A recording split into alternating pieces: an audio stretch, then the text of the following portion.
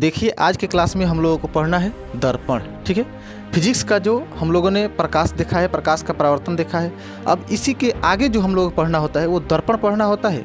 तो आज इस वीडियो में हम लोग इसी टॉपिक को हम लोग क्लियर करेंगे कि दर्पण किसको कहा जाता है, कितने प्रकार के होता है। ठीक है, तो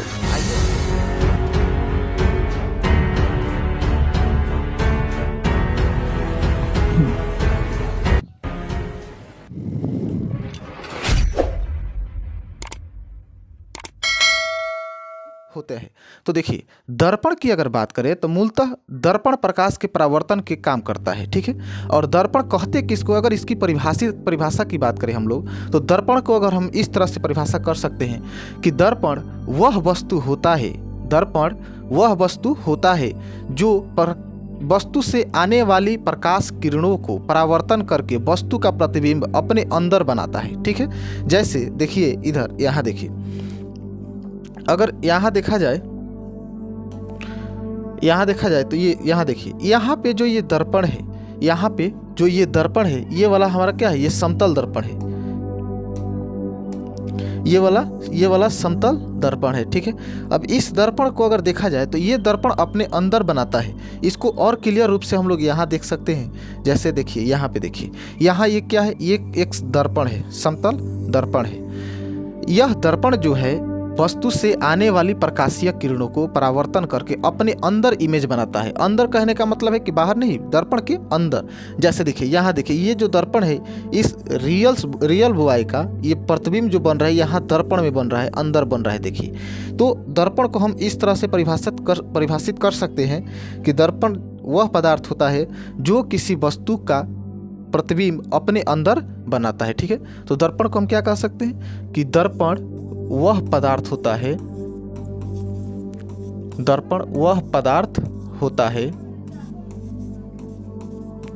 जो अपने अंदर बनाता है। तो दर्पण को हम लोग इस तरह से परिभाषित कर सकते हैं कि दर्पण वह पदार्थ होता है जो किसी वस्तु का प्रतिबिंब को अपने अंदर बनाता है। या इसी को हम लोग इस तरह से भी कह सकते हैं कि वह पदार्थ जो किसी वस्तु का प्रतिबिंब अपने अंदर बनाता हो उसको क्या कहा जाता है, दर्पण कहा जाता है। दर्पण को इंग्लिश में मिरर कहा जाता है। ठीक है, तो देखिए दर्पण अगर बात करें तो मूलतः दो तरह के होते हैं। दर्पण दो प्रकार के होते हैं, एक हो जाता है समतल दर्पण और दूसरा हो जाता है गोलीय दर्पण। दर्पण कितने प्रकार के, तो दो प्रकार के, एक हो जाते हैं समतल दर्पण और दूसरे गोलीय दर्पण। इस वीडियो में हम लोग केवल समतल दर्पण को ही समझेंगे, क्योंकि अगर इन दोनों को मिला दे, समतल दर्पण और गोलीय दर्पण, तो ये दोनों मिलाकर के बहुत लंबा वीडियो बन जाएगा, बहुत अधिक समय का ये वीडियो बन जाएगा। तो इसलिए हम लोग कोशिश करेंगे समतल दर्पण को एक वीडियो में और गोलीय दर्पण को एक वीडियो में कवर करने के लिए। ठीक है, गोलीय दर्पण ये आपका थोड़ा सा लंबा चैप्टर है, लंबा टॉपिक है। इसमें से दो तरह के दर्पण और आ जाते हैं, अवतल दर्पण और उत्तल दर्पण। तो इस तरह से गोलीय दर्पण को हम लोग अगले वीडियो में समझेंगे। इस वीडियो में केवल समतल दर्पण को हम लोग समझेंगे। ठीक है, तो आइए देखते हैं समतल दर्पण क्या है, फिर से समझते हैं। दर्पण किसको कहा जाता है, तो दर्पण वह पदार्थ होता है जो किसी वस्तु का प्रतिबिंब अपने अंदर बनाता है। ठीक है, उसके प्रकाश को परावर्तन करके, किसी भी वस्तु से आने वाली प्रकाश को परावर्तन करके उसके प्रतिबिंब को अपने अंदर बनाता है, उसे दर्पण कहा जाता है। ठीक है, जैसे आप लोग अपने घर में भी अक्सर देखे होंगे, जब भी आप लोग चेहरा देखने के लिए जाते होंगे तो वहाँ आपका प्रतिबिंब दर्पण के अंदर ही बनता होगा, ना कि बाहर या आउटसाइड में कहीं बनता होगा। तो वो क्या होता है, दर्पण होता है। ठीक है, अथवा दर्पण को हम लोग इस तरह से भी परिभाषित कर सकते हैं कि जो प्रकाश के परावर्तन कर सके, वह पदार्थ जो प्रकाश के परावर्तन कर सके उसको क्या कहा जाता है, दर्पण कहा जाता है। तो देखिए अब दर्पण की अगर बात करें तो दर्पण दो प्रकार के होता है। कौन कौन, समतल दर्पण और गोलीय दर्पण। दर्पण कितने प्रकार के होते हैं, समतल दर्पण और गोलीय दर्पण। गोलीय दर्पण को हम लोग अगले वीडियो में समझेंगे, इस वीडियो में केवल समझेंगे समतल दर्पण क्या है। तो आइए देखते हैं समतल दर्पण क्या है। तो अगर हम लोग समतल दर्पण की बात करें, समतल दर्पण की, तो देखिए समतल दर्पण को कैसे परिभाषित करेंगे। अगर समतल दर्पण को परिभाषित करना होगा तो हम लोग समतल दर्पण को कैसे परिभाषित करेंगे। तो देखिए आप जब इस टॉपिक पर गौर करेंगे तो आप खुद देखेंगे कि यह समतल दर्पण जो है तीन शब्दों से मिलकर के बनेगा। एक ये सम, और दूसरा तल, और तीसरा क्या हो जाएगा, दर्पण। सम तल दर्पण। सम का इसमें मतलब हो जाएगा, यहां सम की बात करें तो सम का मतलब हो जाएगा बराबर। सम का मतलब हो जाता है बराबर। और तल का मतलब हो जाता है तल या सतह, तल या सतह। और दर्पण तो आप लोग जानते हैं कि दर्पण ही होता है, यानी आईना, मिरर। तो देखिए वैसा दर्पण, अब दर्पण तो हम लोग देख चुके हैं, अब दर्पण के भाग पढ़ रहे हैं तो इसमें हम लोग दर्पण ले सकते हैं आसानी से। देखिए ऐसा दर्पण जिसका सतह जो है या तल जो हो क्या कैसा हो, बराबर हो।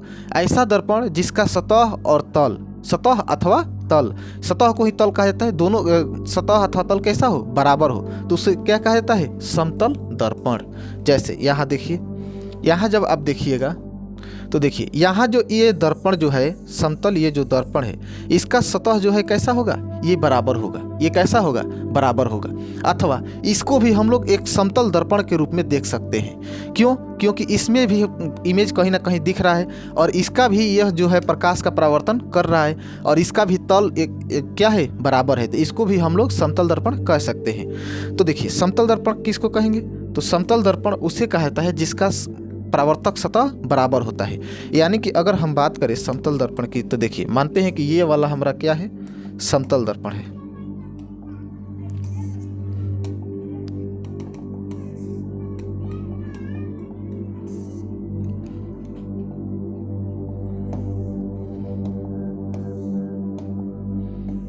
देखिए ये वाला हमारा क्या है, समतल दर्पण है।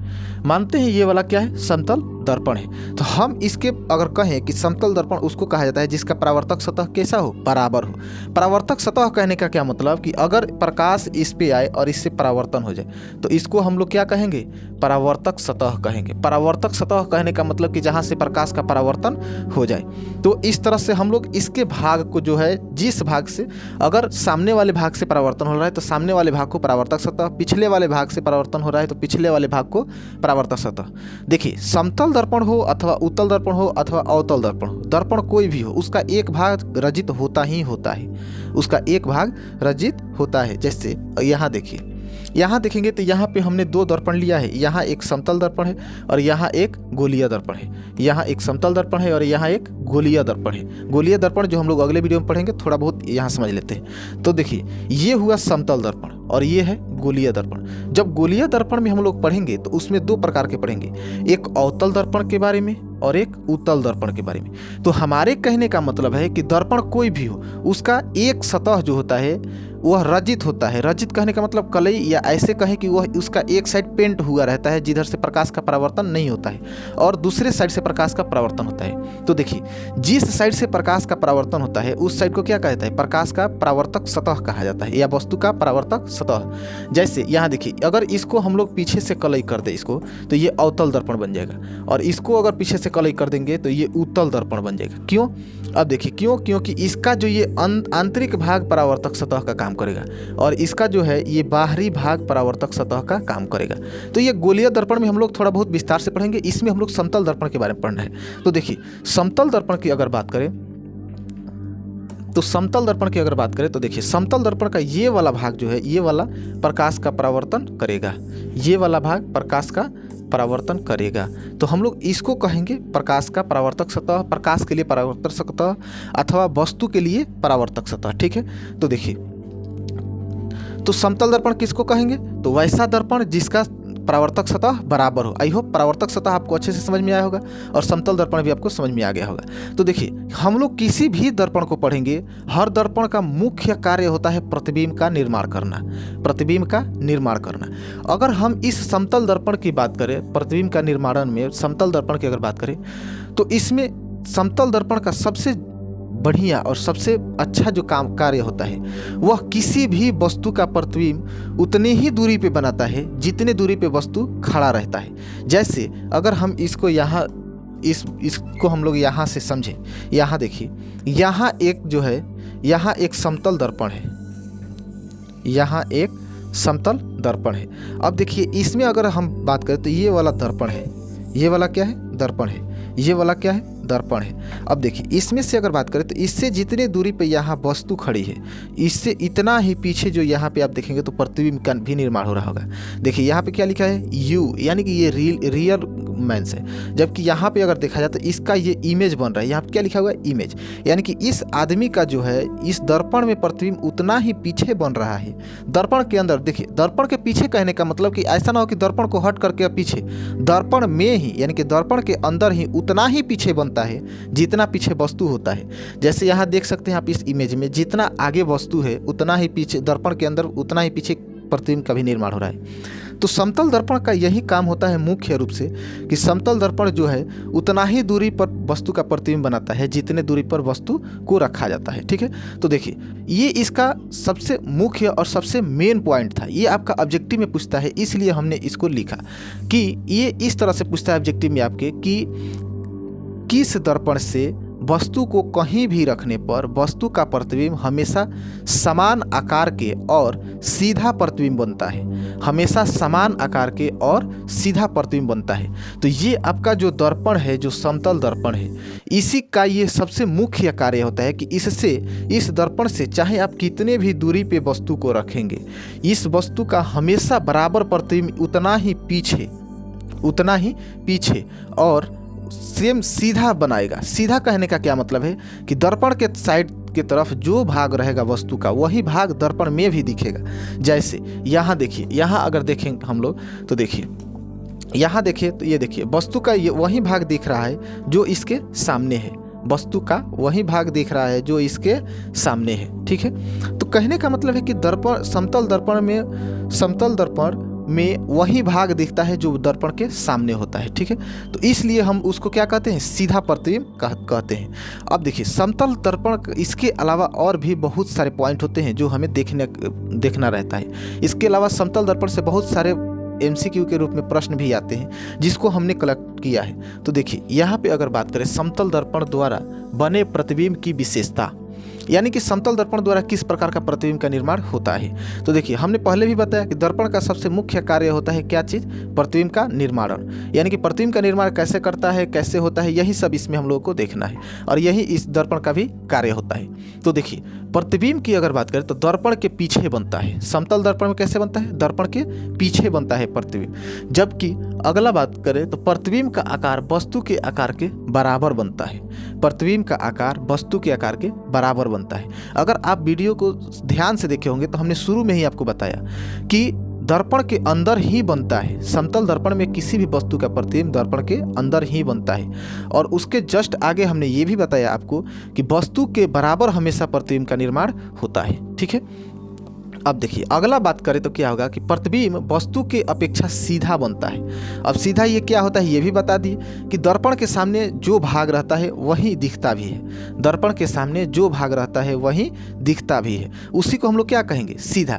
जैसे अगर हम कहें तो हम अगर इसको एक समतल दर्पण मान लें, अगर इसके सामने हम खड़ा हो जाएं तो इसमें हमारा चेहरा ही दिखेगा, इसमें हमारा क्या दिखेगा, चेहरा दिखेगा। तो इस तरह से ये हमारा जो प्रतिबिंब बनेगा समतल दर्पण के अंदर वो कैसा बनेगा, सीधा बनेगा। और सीधा प्रतिबिंब को आभासी प्रतिबिंब भी कहा जाता है और आभासी को काल्पनिक भी कहा जाता है। इस तरह से हम कह सकते हैं कि समतल दर्पण में वस्तु का प्रतिबिंब हमेशा सीधा, काल्पनिक अथवा आभासी ही प्रतिबिंब बनता है। अब देखिए इसके आगे क्या है कि प्रतिबिंब का पार्श्विक रूप से उल्टा बनता है।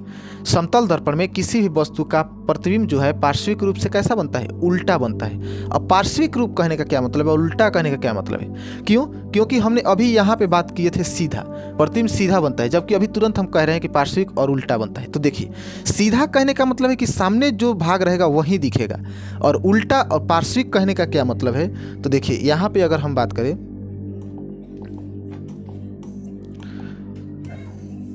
यहाँ पे अगर हम बात करें पार्श्विक और उल्टे की, यानी कि पार्श्विक रूप से उल्टे प्रतिबिंब की, तो देखिए इसका अगर देखा जाए तो यहाँ यह जो रियल बॉय है इसका अगर ये देखा जाए तो ये कौन सा है, दाहिना हाथ है। ये कौन सा है, दाहिना हाथ है। जबकि इसमें देखा जाए तो दर्पण में ये बायां हाथ की तरफ दिख रहा है, यानी कि वस्तु हमारे जैसा ही इसके सामने ऐसे करके खड़ा हुआ है और इसका दाहिना हाथ जो है दर्पण में ये किस काम कर रहा है, बायां हाथ का। जैसे दर्पण में इस तरह से दिख रहा है, अगर हम इस तरह से समतल दर्पण के सामने होंगे तो हमारा दाहिना हाथ जो होगा दर्पण के अंदर जो है ऐसे बनेगा और उसमें हमारा दाहिना हाथ बायां हाथ को दिखाएगा। तो इस तरह से हम इसको पार्श्विक और उल्टा कहेंगे। उल्टा कहने का मतलब ये नहीं कि वस्तु को उलट करके दिखाएगा, वस्तु का हिस्सा उल्टे साइड में दिखाएगा। कहने का क्या मतलब है, अब देखिए यहाँ पे देखिए, कहने का मतलब है कि जैसे ये आपका कोई समतल दर्पण हो गया और इसके सामने पेज पे अगर हम लोग आर लिख करके दिखाएं, इसके सामने, ये दर्पण के सामने अगर हम लोग पेज पे आर लिख करके दिखाएं तो देखिए ये किस तरह से दिखेगा। ये पार्श्विक उल्टा की बात करें तो देखिए ये जो हिस्सा है ये उस साइड जाएगा और ये वाला जो हिस्सा है ये इस साइड आएगा। कहने का मतलब है जो ये गांधी जी का डंडा है ये इस साइड आएगा और ये वाला जो हिस्सा है ये इस साइड आएगा। इसी को हम लोग क्या कहते हैं, पार्श्विक और उल्टा। इसी को हम लोग क्या कहते हैं, पार्श्विक और उल्टा। इससे आपका रीजनिंग में भी ऑब्जेक्टिव टाइप के आता है। ऐसा ही कोई वर्ड दे देता है और उसका पूछता है कि इसका समतल दर्पण में अगर देखा जाए या किसी दर्पण में अथवा पानी में देखा जाए तो किस प्रकार का प्रतिबिंब दिखेगा। और रीजनिंग के रूप में अगर बात करें तो एम्बुलेंस जो शब्द होता है, एम्बुलेंस, इस शब्द को सबसे ज़्यादा पूछता है रीजनिंग में कि एम्बुलेंस शब्द का अगर पानी में देखा जाए अथवा समतल दर्पण में देखा जाए तो इसका प्रतिबिंब कैसा दिखेगा, एम्बुलेंस शब्द का। ठीक है, तो हम लोगों को रीजनिंग मैथ में नहीं जाना है, फिजिक्स में ही पढ़ना है हम लोगों को। आइए देखते हैं कहने का क्या मतलब है, प्रतिबिंब का पार्श्विक रूप उल्टा बनता है। तो ये तो आप समझ गए कि पार्श्विक उल्टा का क्या मतलब होता है। यानी कि देखिए, अगर हम समतल दर्पण के सामने ऐसे खड़े हो जाए तो दर्पण में जो हमारा प्रतिबिंब बनेगा पार्श्विक उल्टा बनेगा। और इसका कहने का क्या मतलब, हमारा दाहिना हाथ उसमें बायां हाथ की तरह दिखेगा और हमारा बायां हाथ उसमें दाहिने हाथ की तरह दिखेगा।